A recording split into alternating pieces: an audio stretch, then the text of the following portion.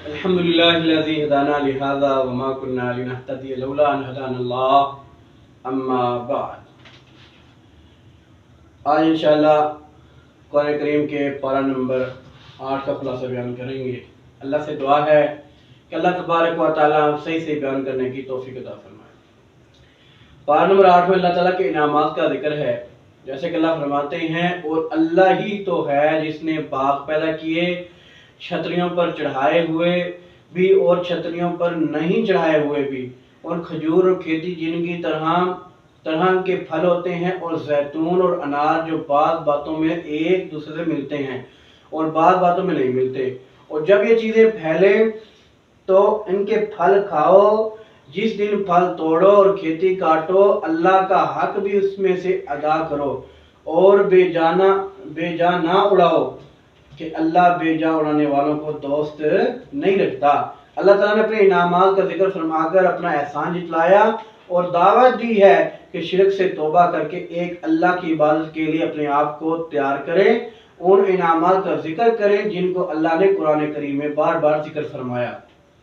اور اس میں یتیم کا مال مت کھاؤ، اس بارے میں تذکرہ ہے. اللہ فرماتے ہیں اور یتیم کے مال کے پاس بھی نہ جانا مگر ایسے طریقے سے کہ بہت ہی پسندیدہ ہو، یہاں تک کہ وہ جوانی کو پہنچ جائے، اور ناپ تول انصاف کے ساتھ پوری کیا کرو.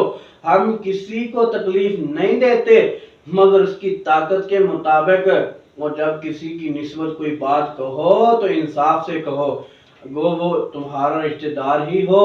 اللہ کے عہد کو پورا کرو، ان باتوں کا اللہ تمہیں حکم دیتا ہے تاکہ تم نصیحت قبول کرو. اللہ کے عہد سے مراد وہ عہد ہے جو انسان اور اللہ اور انسان کے درمیان فطری طور پر اس وقت آپ سے آپ بن جاتا ہے جس وقت ایک شخص اللہ کی زمین پر ایک انسانی معاشرے میں پیدا ہوتا ہے.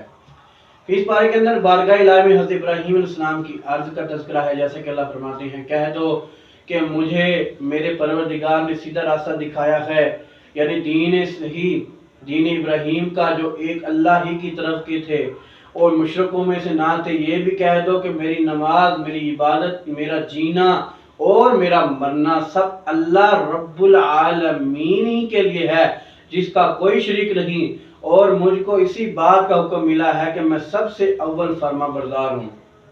اصل میں لفظ نسک استعمال ہوا ہے جس کے معنی قربانی کے بھی ہیں، اور اس کا اطلاق عمومیت کے ساتھ بندگی اور پرستش کی دوسری تمام صورتوں پر بھی ہوتا ہے.